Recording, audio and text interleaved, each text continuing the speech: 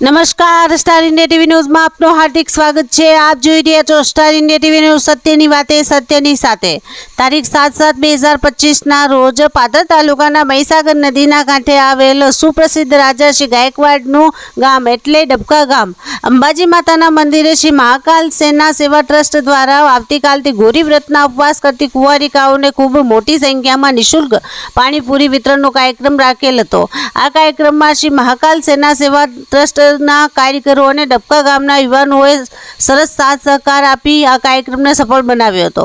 ગામની બાળાઓ સાથે નાના ભૂલકાઓએ પણ પાણીપુરીનો ઉમળકાભેર સ્વાદ માણ્યો હતો। શ્રી મહાકાલ સેના તરફથી સહકાર આપનાર સૌ યુવાનોનો દિલથી આભાર માન્યો હતો। Star India TV news Padra reporter Pravin Machhi, જિલ્લા વડોદરા।